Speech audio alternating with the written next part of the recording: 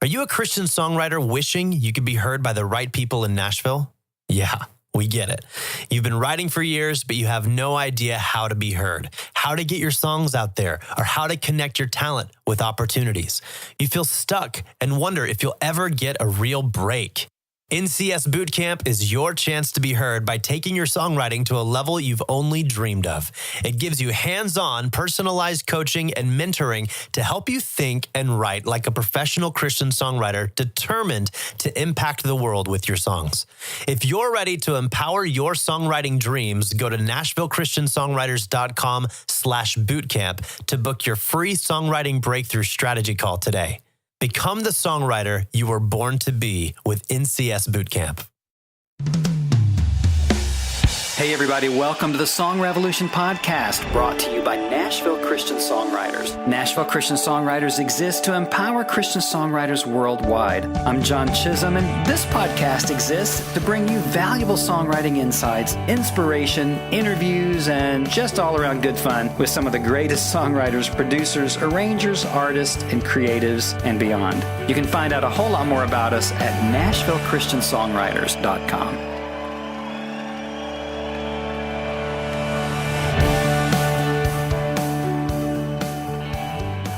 All right. Hey, everybody. John Chisum here on the Song Revolution podcast. It's one of my favorite things, one of my favorite days of the week, whatever day it happens to land on when I get to record a podcast. It's just so fun. And we've had such a marvelous response to our podcast over the last year and 2 or 3 months since we've been doing it. I hope you guys are paying attention to it. I think it's one of the most significant resources for Christian songwriters, at least that I've ever seen. And it's so exciting to be preserving some of the legacy of some of these iconic kinds of artists and industry people that have been just doing this for a long time with such excellence. And today, if you watch for our releases on Saturday, I'm recording this on a Saturday, the very last Saturday of July 2018. But today, we had an episode come out with the inimitable, and I did say inimitable, Michael Card. Michael is just an iconic songwriter and artist who's been at this for over 30 years. Co-wrote one of Amy Grant's most famous songs, El Shaddai, and he is a Hebrew scholar, a Bible scholar.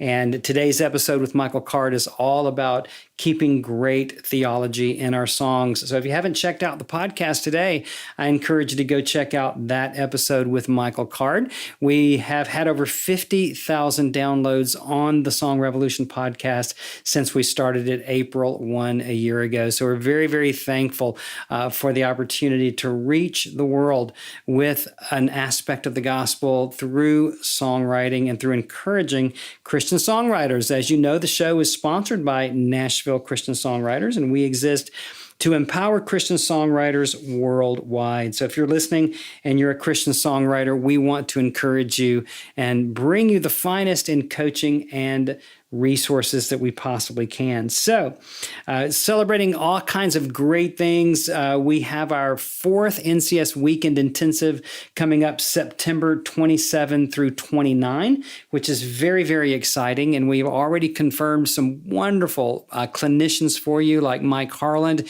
who is the director of Lifeway Worship. He was just with us at our NCS Weekend Intensive in June and did a fantastic job talking about what Nashville publishers are looking for. And he'll be sharing that topic again.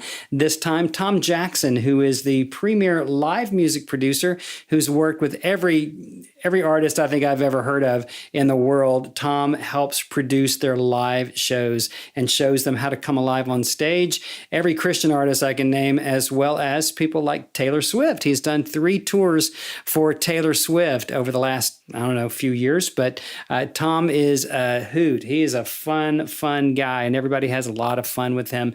We've also confirmed John Mays, who is the founder and director of A&R for Centricity Music, and they have all kinds of incredible artists like Johnny Diaz, Jason Gray, Andrew Peterson, and the platinum-selling Lauren Daigle. And so John will be hosting us for a barbecue dinner over at Centricity Music on Thursday night when we open up September 27 for our next NCS Weekend Intensive. If you're interested in that, all you have to do is go to NashvilleChristianSongwriters.com, look under the store, and you can find the NCS Weekend Intensive there, as well as how to join NCS membership, where we provide a 90-minute masterclass every month for as little as $14.99 a month. So we'll be also, I shouldn't have jumped too quickly off of the NCS Weekend Intensive, because we have Kenna West joining us. Kenna West she was the first and only female singer in the Blackwood Brothers Quartet many years ago, and she's now a word music writer and has over 30 number one hits to her name. So she's going to be a clinician and a coach with us. So go check that out for the NCS Weekend Intensive. So just this past Thursday, I recorded a new webinar, and I called it Write and Publish Your Songs to Reach the World, Even Without a Music Publisher, to do it for you. And so I wanted to just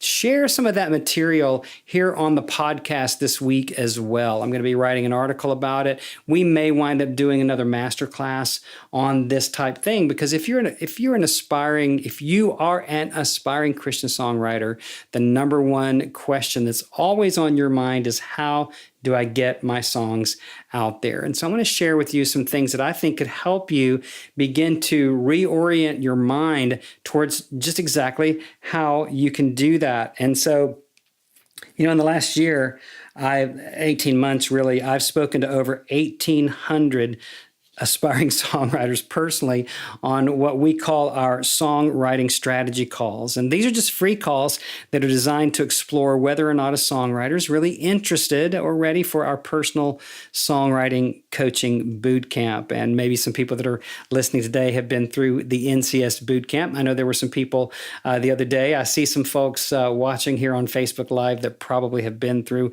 our boot camp. And so the whole purpose of that boot camp is to help take years off of the learning curve of what it means to become a commercial writer, and to write in a way that, as millions of people can hear your songs. But the two things that every single person that I've spoken with has told me and put on their new client application form for me is that they are passionate about songwriting. They're passionate and they're called. Those two words keep coming up over and over and over, a calling and a passion about this thing. And this tells me that God's up to something, and I'm actually sensing a worldwide move of the Spirit that's inspiring more and more amazing songs for the kingdom.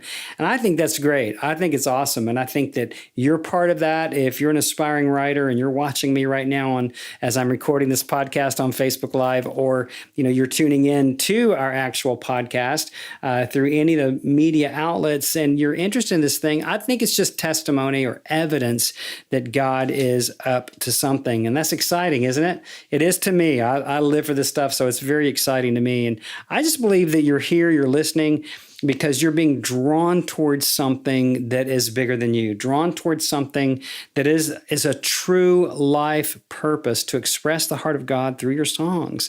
And the more tools that you have to do that, the better your songs are going to be. And it's always crazy to me that we Christian songwriters don't think that we need to learn anything about songwriting. I know, yes, there is inspiration that God drops on us, but if we don't have the tools in our tool chest to pull out and write those songs, we're going to probably miss some inspiration. A brain surgeon has to go through many years. I don't know how many years is it, 10, 12 years of training, of real medical school, before I'm going to let anybody cut on my head. I don't know about you. So why do we think that we don't have to learn anything about songwriting? So, there's a continuum, right? There are all kinds of levels of songwriters out there. Hobbyists, those who just do it for fun, those who do it for their church. But then there are those, maybe many of you listening today, who really aspire to really impact the world. And that's what I hear over and over and over, is that people want to impact the world with their songs. And so it takes some intentionality. It takes really taking some deliberate steps to do that. If that's your goal, I think that's That's fantastic. And I want to support you in every way that I possibly can. So does this sound like you? You know, God's touched your life in a very, very deep way. Maybe you were 13 or 14 or some other young age when you started playing the piano or the guitar or singing, but somehow the dream of writing songs that the whole world would love just kind of dropped in your heart, right? I mean, this was a moment for you. It's something that you can actually remember. You remember where you were. You remember what was going on.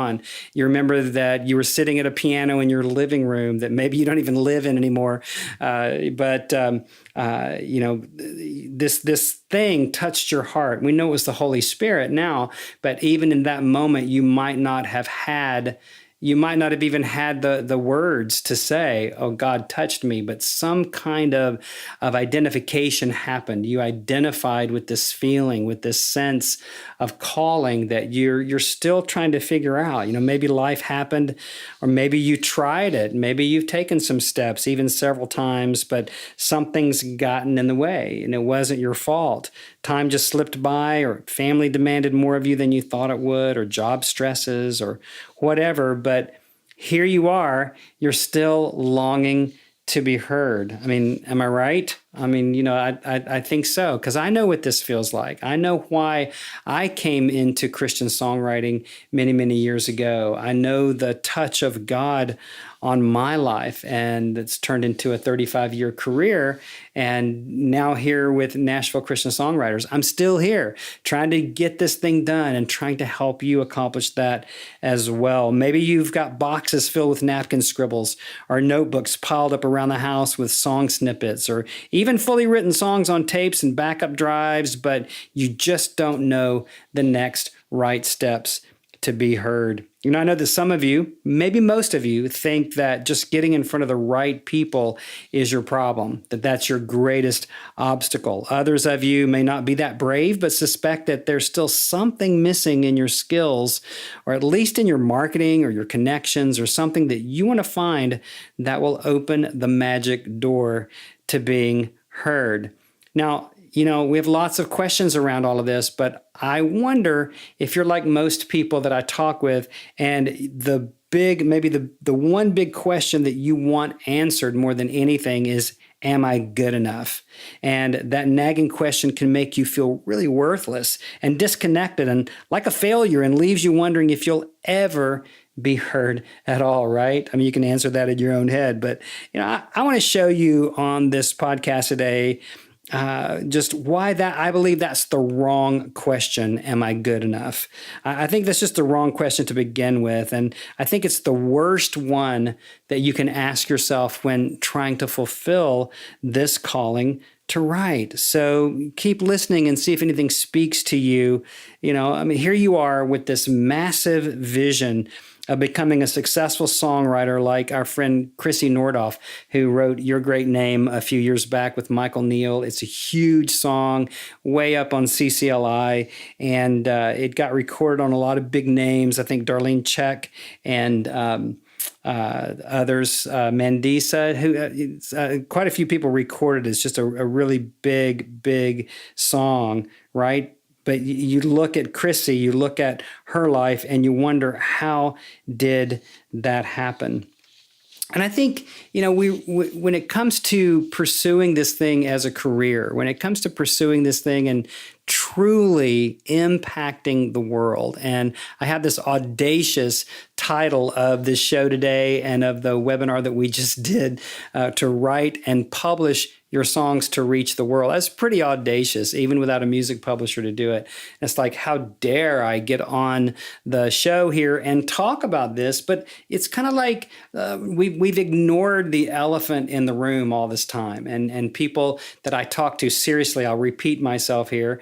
At least I know I'm repeating myself. And that is that I have literally personally spoken with over 800 aspiring songwriters in the last year. And everyone tells me, every single one, tells me the same thing over and over, that they want to glorify God, which that's awesome. We all should want to glorify God, and that we want to impact the world, that we're passionate, that we're called, and that this thing started early in our lives. And also they have this question, am I good enough?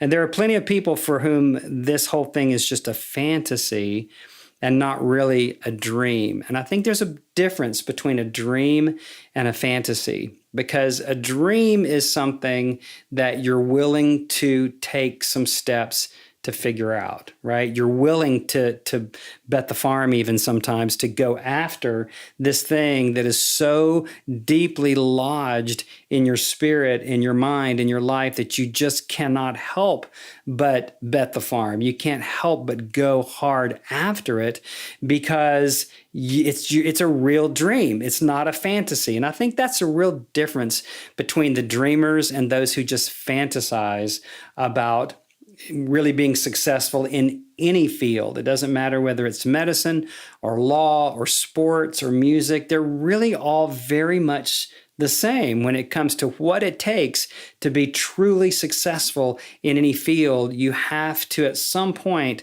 get up.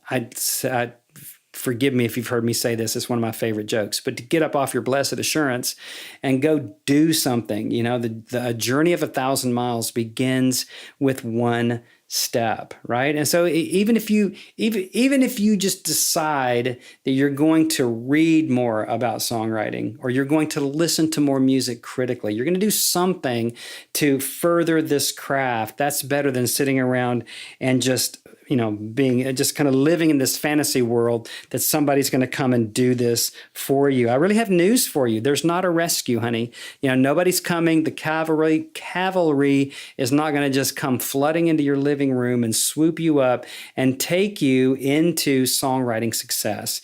This is something that God's put in your heart. If it's a gnawing desire in your life, then it's up to you. You've got to get up and start taking the steps. And I think that's one of the things that people that I've struggled to figure out how to deal with this with people, because it seems like their fantasy has taken over and it's not even a true dream anymore. And they're more living in victim status instead of in victor and in victory status, right? And so I want to encourage you today to get out of victim status, but realize that if this is a true passion in your life, then you're willing to do something about it. Jesus did something about it for us, right? So I hope that some lights come on for you even during this podcast today. So it's been quite the journey for me and many of you who follow NCS and follow what we're doing on the Song Revolution podcast or in our Facebook groups. You know that I moved to Nashville in 1983 to take a job that ultimately fell through. We had $40, no place to live. We were literally homeless for a season. And then I met some important people in the music business, Bill Gaither and Gary McSpadden. They listened to a couple of my songs, and I tell you, I think God must have stopped their ears up, because those were not good songs. But they had they were starting this brand new little publishing company.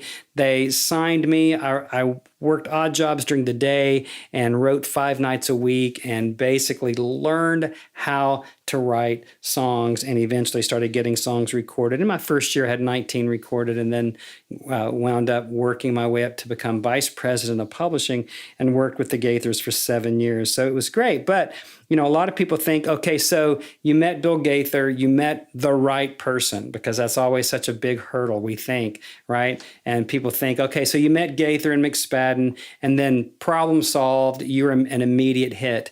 And nothing could be further from the truth. That's just when the work started.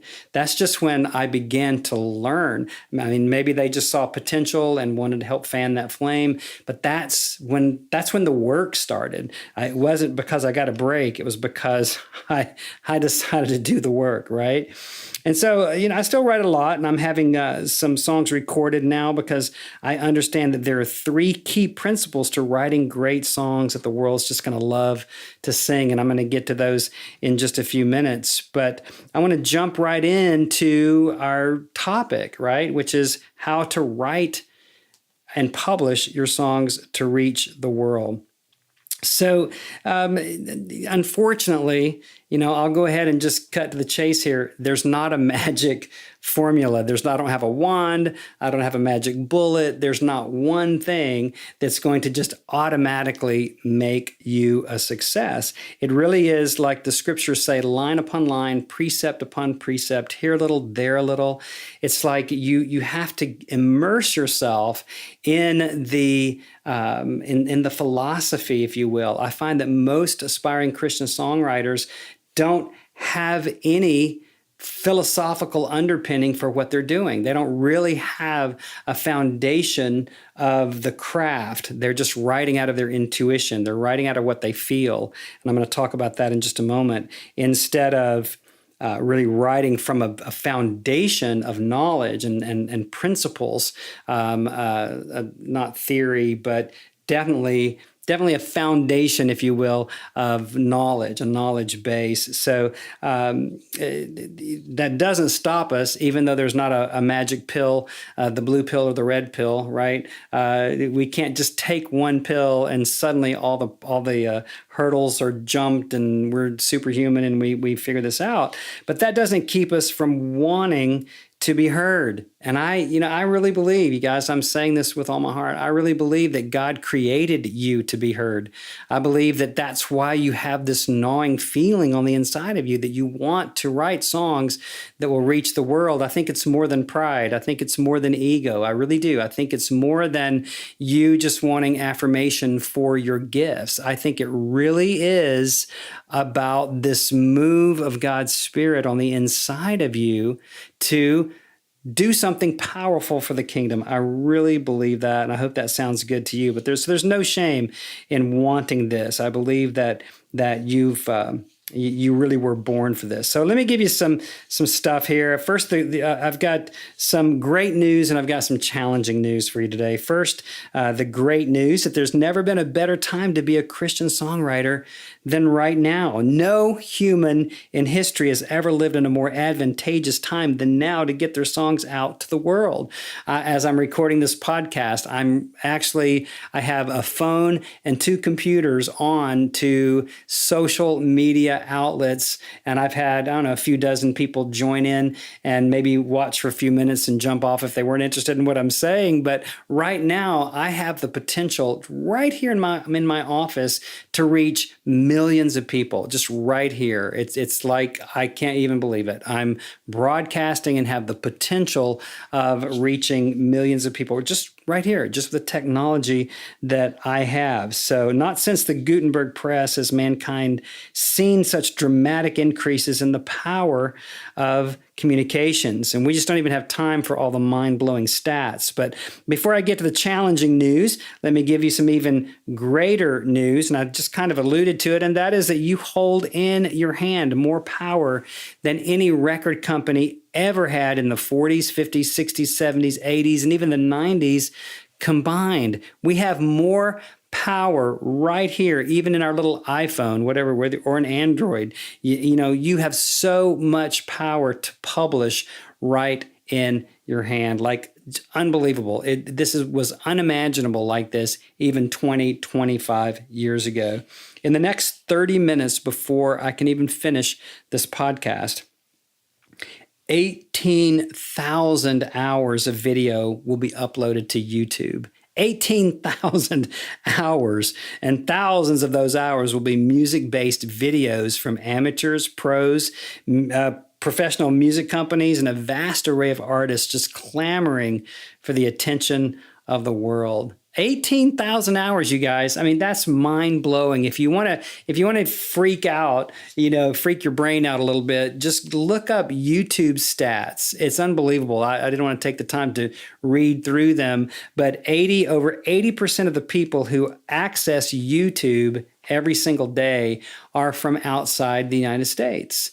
Over 80%. That's an incredible, astounding number. And those of you who are listening to me today, and you feel that you have a call to reach the nations, you have the power. You have the power in your hands, and it's just absolutely crazy. So let me jump from the great news to the more challenging news, and that's that technology is a two-edged sword. On the one hand, you have the high-budget record companies spinning out commercial-grade artists, and on the other, a 12-year-old kid from Brooklyn posting the song that he just wrote 10 minutes ago while he's skateboarding, right? Times thousands upon thousands upon thousands. The filters are really gone. And so the great news is you've got the power. The bad news is so does everybody else. So we have wound up just awash in this sea of mediocrity. I read, gosh, it's been 3 or 4 years ago in one particular book, that at that time there was an estimated over 10 million songs on the interwebs. And how many must it be now? It's just mind-boggling. And so it's the good news and the challenging news. The great news is you've got the power. The challenging news is that so does everyone else. Now, I remember back in the day when I was VP of Publishing at Star Song Media with the Gaithers, and then when I went to Integrity Music for a number of years and did over 200 pieces of product there, I was the funnel.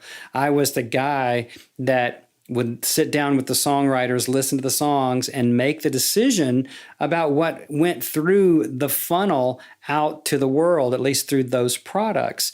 And that's gone. There is no one. There is no quality control any longer. I remember at our NCS Weekend Intensive just a month ago, Mike Harland, who talked about what Nashville publishers are looking for, and then John Mays over at Centricity Music, they both really agreed that and talked about these things, that the day of the independent artist is on the rise. And it has been for a while, of course, but John Mays went so far as to say that the scale is tipping to where he sees the day when the high-end record company won't even be needed. And there's so many artists now who they've built their own platforms. They don't really need a record company. In fact, it'll be a cut and pay if they did go work with a record company, because they've built a foundation. They've built a following, rather.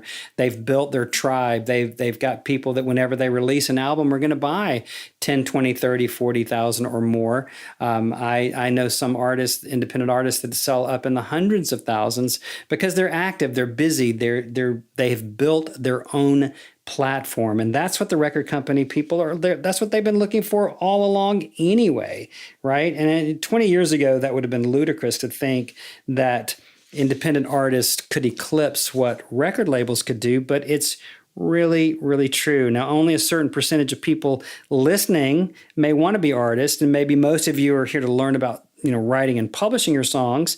But I think that whether you want to be an artist or not, you have the power right in your hand to publish songs to reach the world. Now, you might not believe that. That might be mind-blowing to you. But I think that the real distinction is in the quality of the song, and we're going to get there in just a few moments. Let me just mention a little bit more about YouTube, because there are billions, literally billions of people accessing YouTube every day. I'm going to kind of pick on YouTube a little bit. There are certainly other social outlets, social media outlets, Twitter, and of course Facebook, but they don't hold a candle to what YouTube is doing. They don't really compete at all with the amount of viewership that YouTube is getting. You can use those others to support what's going on or to help build that foundation for your YouTube channel. But let's just kind of stick with YouTube for now, just for the sake of our example today.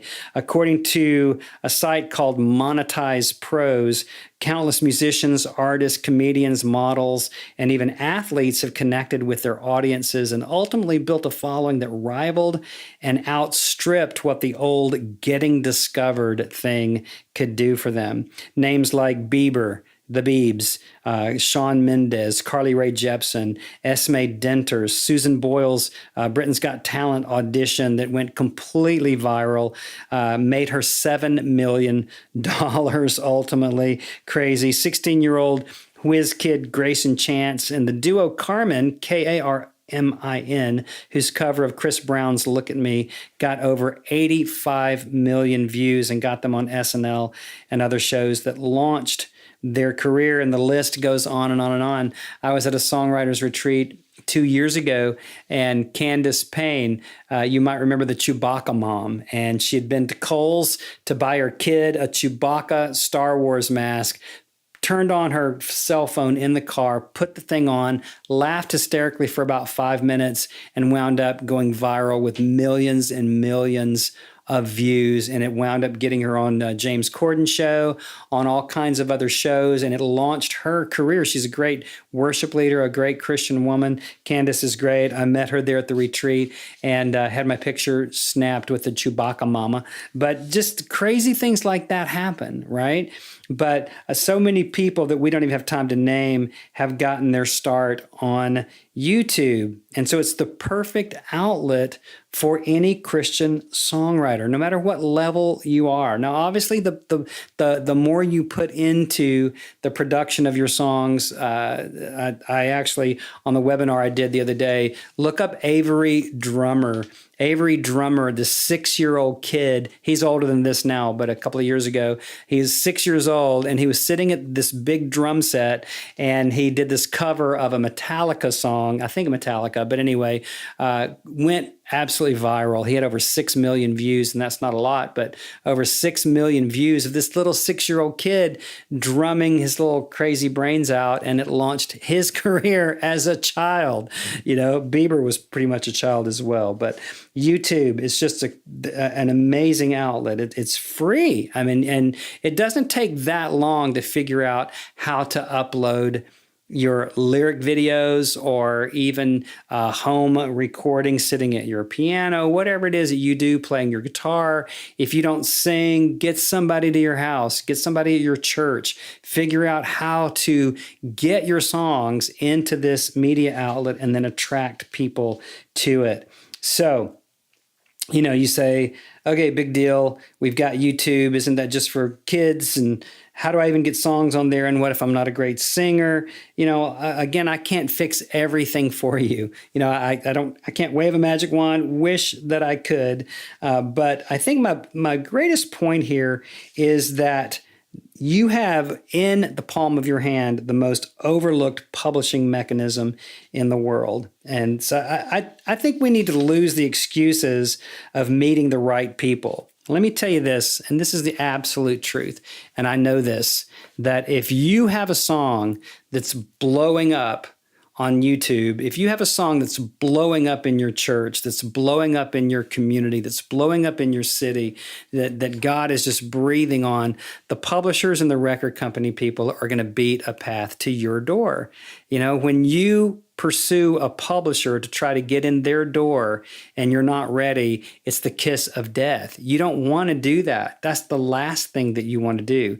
You don't want to go just blow a door down to try to get into one of these Nashville places and play songs that aren't ready to be heard. That's the last time you'll ever do it, right? The hardest thing to get with a publisher is a second meeting. So you don't want to do that. You want them to be chasing you. You want to build up your craft to the point you want to be writing these songs that are just blowing up all around you so that they'll start chasing you. That's what you want. That's what artists do. That's how artists get deals. The old way, okay, there's the old way in the traditional understanding of the music business is thinking that someone's going to discover you. That's something that we, watched in movies in the 1940s and 50s, right? And it's just the old mindset that someone's going to come along and magically hear a song you wrote and do everything necessary to take it to the world. That just doesn't happen like that. It rarely happens. I mean, maybe it does sometimes when a worship song breaks out of a church somewhere or goes viral on YouTube. But even in those cases, someone was writing and someone was posting and someone was laying a foundation for themselves. And so, guys, I just want to encourage you today. It's not hard. This isn't hard. It's not rocket science. It really isn't.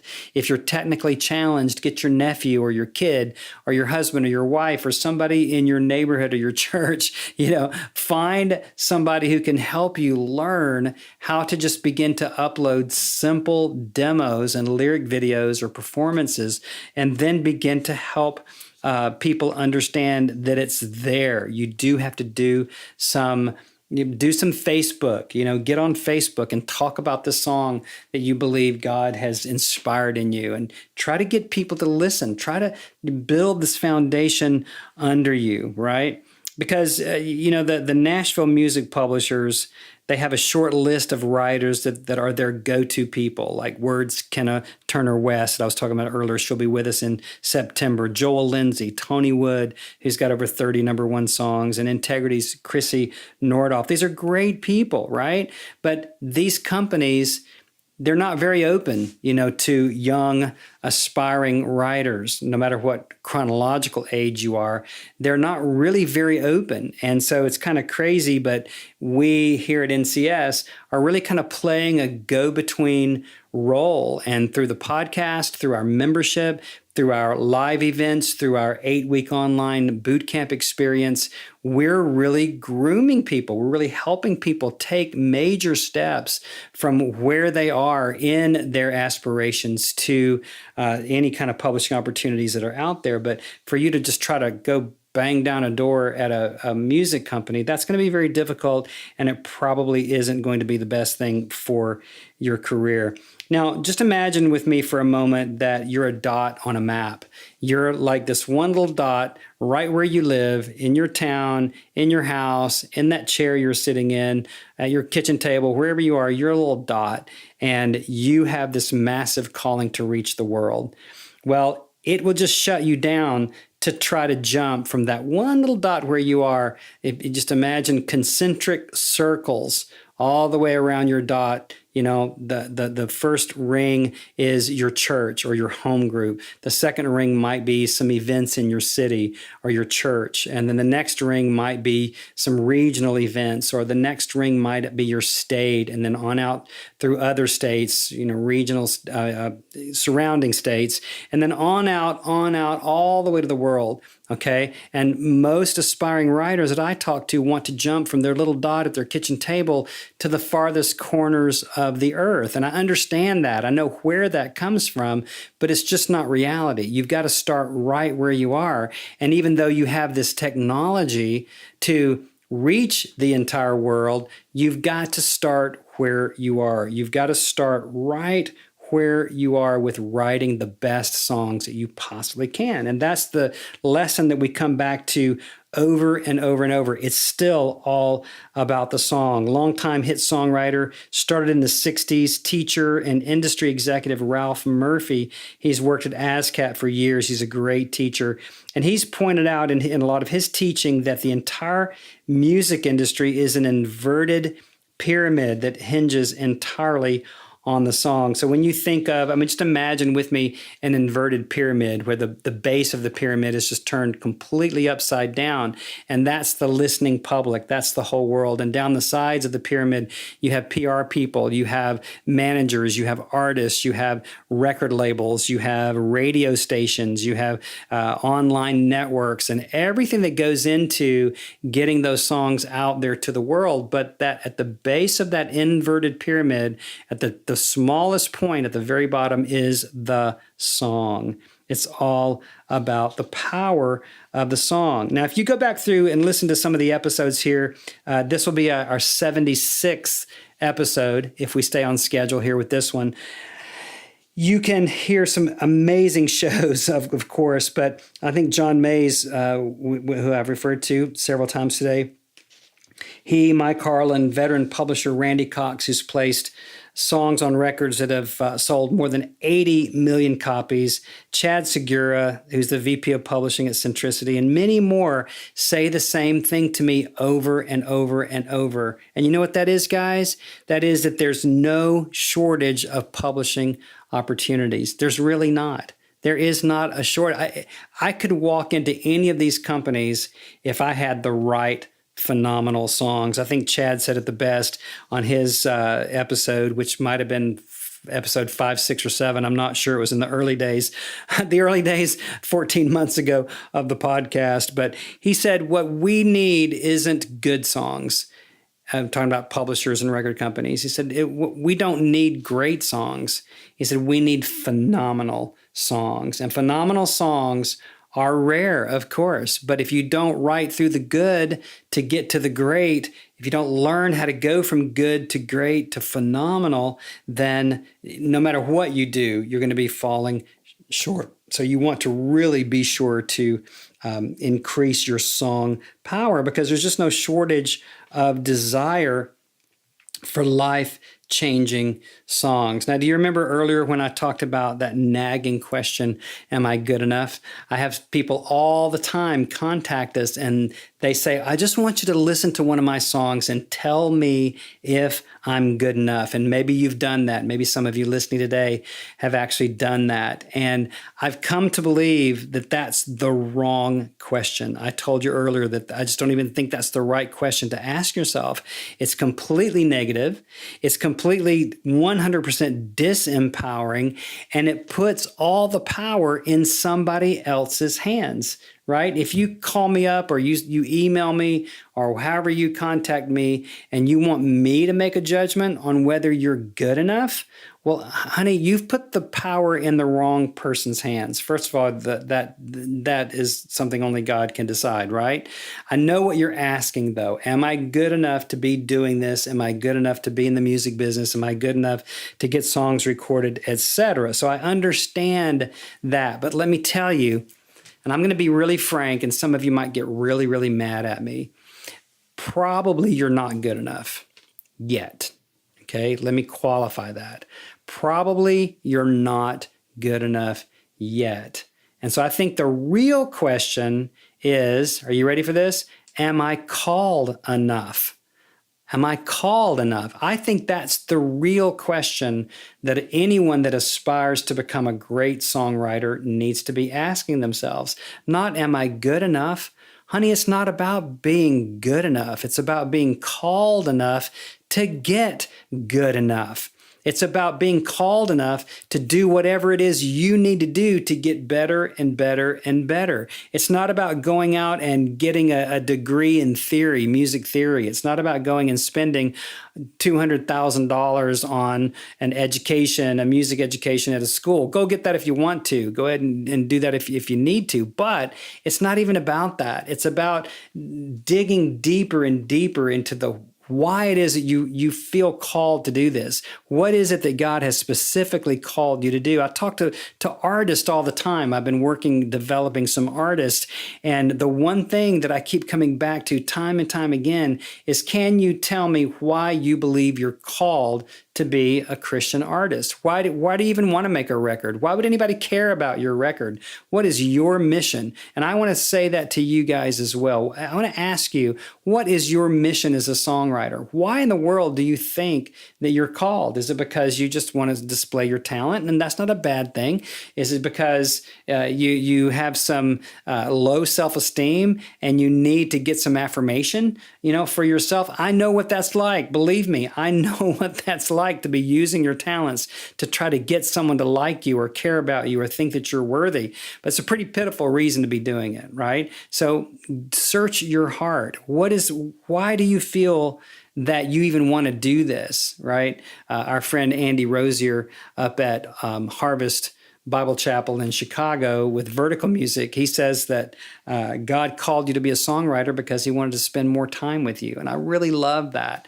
But what's the reason that you want to be a Christian songwriter? Why do you want to wade into this water? What is propelling you into this? And check your motives. But I think that's a much, much better question than, am I good enough? Because if you're not already immersed in it, if you're not already in the publishing world, if you're not getting songs placed in, with publishers and placed in these things and attracting massive amounts of attention, well, that's an indicator right there, right? That you need to learn. And so I even hate putting it in those terms of, am I good enough? That's just silly to me. It's not that.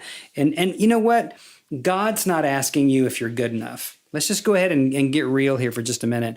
God's not saying, I made you good enough the minute I called you. It goes back to that day when I got signed to a publishing contract with the Gaithers, and that's just where it started. I wasn't good enough. I didn't know what I was doing. Those songs were silly. They never wound up anywhere that I know of, except in some drawer somewhere or some deep black hole in the internet. I don't even know where those things are anymore, but they were never going to make an impact. Did I have potential?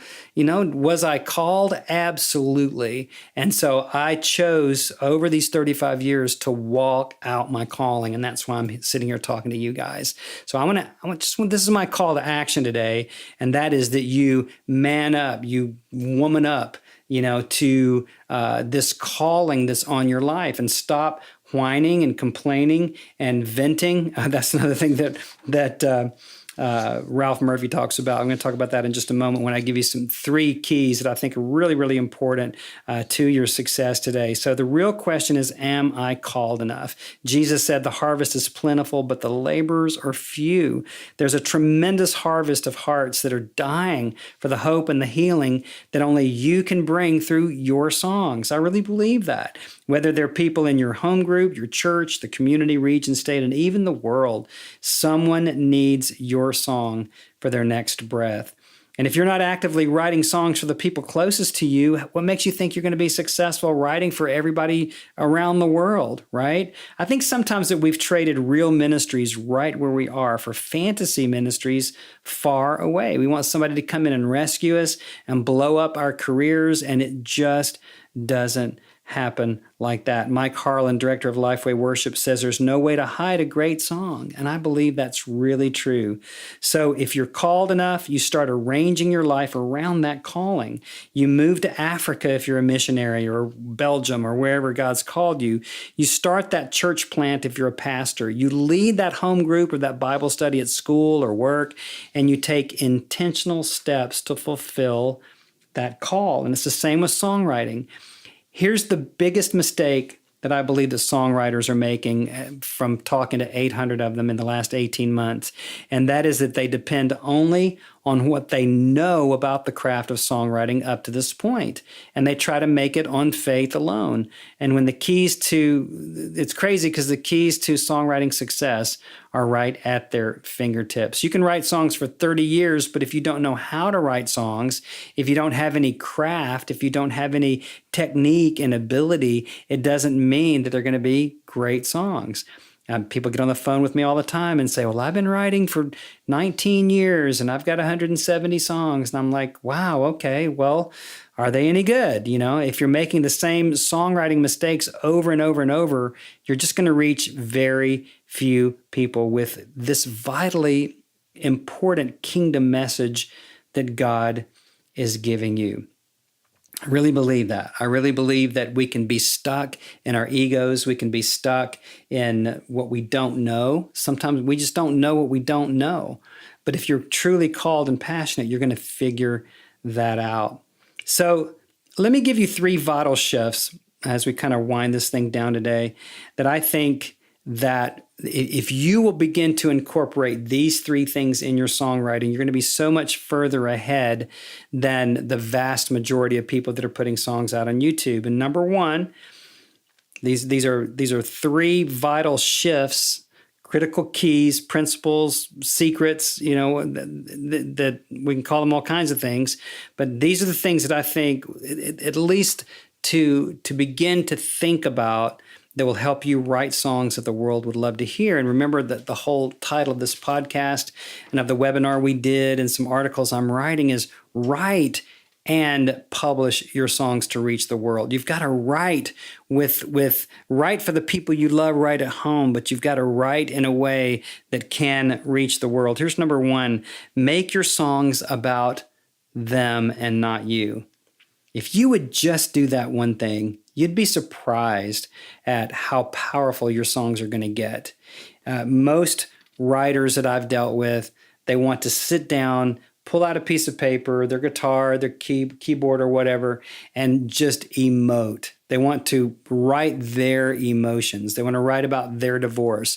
They want to write about their abuse situation as a kid. They want to write about the pain and the agony and the awfulness. And they just want to write out what they're feeling at the moment. And then at the end of the first verse or the pre-chorus, use one little word, but, and then turn the thing suddenly to Jesus. And it's just so fake. It's just so wrong. I mean, it's just like, sure, you feel these things. We all feel these things, but a song really is about your listener. Your gift isn't for you. A song isn't for you. It's for your listener. You've got to write with the end user in mind. You've got to write with the people that you want to sing your song in mind. Countless co-writing sessions I've sat in, even in the last 3 weeks, where the co-writers and I would sit and we would think about one particular artist that we were writing a song for. We weren't writing about ourselves.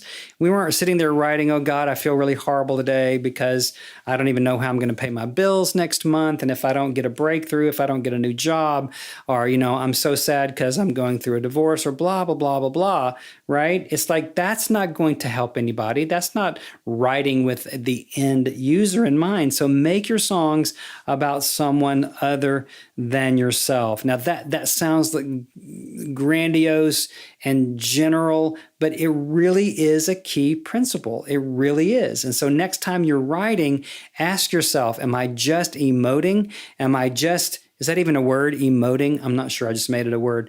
We have emojis, right? But emojis, not emojis. Anyway, stop just vomiting out your emotions. And Ralph Murphy says something about that here in a minute too. Number 2, make your songs simple, singable, and emotional. Simple, singable, and emotional. A lot of times when I'm working with songwriters, they give me novels for a lyric. And honey, nobody these days, it's not like we're in the old days of troubadours who traveled around with their harps and lutes and sang these long, epic poems, of the history of the nation. It's not like that anymore. People's attention spans are so short. So you've got to keep it bite-sized. You've got to keep it simple. You've got to keep it singable, no matter what style, no matter what genre you're writing for. You've got to keep it where people want to sing along, and even in pop music, right, where it can be rangy, which we try to stay away from range in worship songs. We try to squeeze it into these 5 notes so that congregations can sing it. And I get that. But you go to an arena where the screamingest rock band with the craziest ranges and everybody in the audience is going to be bobbing their heads and screeching it out, and whether they can reach the notes or not, because we want to sing along. So keep it simple, singable, and engage me emotionally. Give me a reason to care about this song other than, you have gone through crud in your life. We all have. Give me something that relates to my emotions. Give me something that I can understand with my own heart and want to join in. Okay, you guys might not like my example here, but I always think of Meghan Trainor's All About That Bass, no treble. Now, whether you think that's a vulgar song or not, whatever, it had these kinds of traits to it. First of all, it was just an incredible hook with all the alliteration, the A's, and the B's and the T's. If you just think about that, just go study that one hook. It was very simple, very singable. It was very emotional for all of the plus-sized ladies out there who might feel a little weird about their weight. And it gave them an anthem. It gave them an emotional hook. Over on the Christian side, when we think of in Christ alone, my hope is found. I always go back to that example because it's such a powerful anthem of how we feel as believers in Jesus, right? It's like we rise to that song. There's a certain emotion that song evokes, which is really strength and power in the finished work of Jesus. So keep it simple, singable, and emotional. And then finally, number 3, This is Ralph Murphy from ASCAP, who's been teaching. He's just a great teacher, great songwriter. And he says, do not preach, whine, or vent. If you would just stop that in your songs, people would be attracted to you a whole lot more. The ancient poet Rumi, he says, stop serving up your pain. He said, people want you to do well. Stop serving up your pain. And I think that's sage advice. I think that, and you probably know, I hope you're self-aware enough to know that if people are avoiding you, it's probably because you're dumping on them too much, right? If you're a negative Nelly, if you are just, anytime somebody asks you how you're doing and the first thing you launch into is, well, no, I'm not too good. I'm going through lots of heartache right now and I'm depressed and I don't have any money and blah, blah, blah, blah, blah. People are going to start avoiding you, and those things might be true, but try to be a positive person. You don't have to be Pollyanna and stupid, but try to find some gratitude in your life again. And when someone asks you how you're doing, don't just immediately go to the negative. If you're feeling negative, if you've got some problems, get a therapist, get a doctor, get a journal. Don't dump your pain on anybody who's willing to stand there for 5 minutes. You're going to find yourself pretty lonely. You're going to have to add that to the list because nobody is going to really care that much. So don't preach, don't whine, and don't vent in your songs. So if you'll just do those three things, you will increase the quality and the power of your songs. Make your songs about others and not you. Make them simple, singable, emotional, and don't preach, whine, or vent. So the old way is just to sit down and write what you feel. But the new way is taking control of your craft to write words and melodies that other people will actually care about and want to sing. So there's just a whole lot more that we could unpack on that, but I think I'm going to kind of wind it down. We've had a couple of clients up in our NCS boot camp that have really learned this. People that have really begun to take on the truths that I'm talking about, and they're really seeing a marked increase in their capability. Our guy, Trevor Graves, who is incredible. He's an incredible songwriter. And he gave us a testimonial recently, and he said that people in his church have really begun to see, how did he put it? He said people are coming up to him and asking him what's happened, that they're wanting to sing his songs. And I really believe that can happen for you as well. That if you will apply these things, if you'll make this shift from being a whiner and a complainer, and if you'll begin to just add even simple tools to your songwriting, then when you upload your songs, when you create your YouTube channel, when you get to sing your songs in a church or present them to your worship pastor, or take even the tiniest step towards being heard, you'll have something worth hearing. And that, my friends, is how you begin to write and publish your songs to reach the world, even without a music publisher. Thanks for being here today on the Song Revolution podcast, for joining me on some Facebook Live outlets here so that I could have a little crowd to preach and talk to. I just appreciate you guys so much, and God bless you. Have a great day. Hey, thanks for listening to the show today. I'm blown away with the encouragement and inspiration that every guest brings, and today was certainly no different. If you want even more encouragement and inspiration to take your songwriting to the next level, be sure to check out NCS membership over on our site at NashvilleChristianSongwriters.com. We're all about empowering you to become the best Christian songwriter that you can be, and NCS membership is simply the fastest and easiest way to get there. Become the songwriter that you were born to be by joining NCS membership today. I'll see you next time on the Song Revolution podcast.